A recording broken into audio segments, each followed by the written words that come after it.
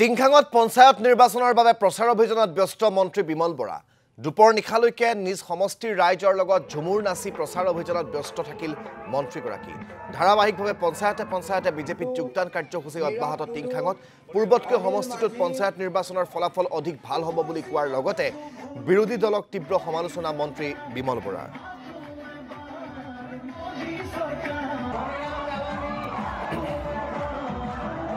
ভাৰতীয় জনতা পাৰ্টিৰ মিত্ৰজোঁট চৰকাৰে গাঁৱে ভূঞে চহৰে নগৰে সকলো অঞ্চলৰ বিকাশৰ ঢৌ আগুৱাই লৈ যাবৰ কাৰণে সক্ষম হ'ব।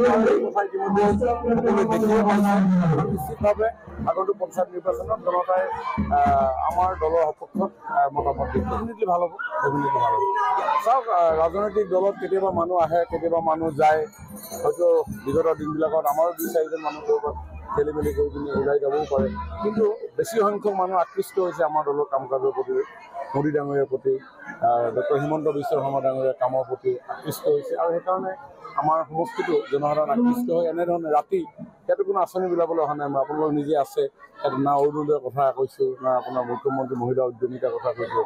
এই বৰষুণৰ মাজতো আজি হাজাৰ হাজাৰ আপোনাৰ যুৱক যুৱতী পিতৃ মাতৃসকল আহি ইয়াতে ৰৈছে। ডেফিনেটলি এটা আন্তৰিকতা নাথাকিলে এনেকুৱা পৰিৱেশ সম্ভৱ নহয়। নহয় পৰিপ্ৰেক্ষিতত ৰাইজসকল ৰৈ আছিলে মোলে তেওঁলোকৰ লগত আৰু লগতে বহু বিভিন্ন দল সংগঠনৰ ব্যক্তি আমাৰ দলত যোগদান কৰিবৰ কাৰণে অপেক্ষা কৰি আছিল।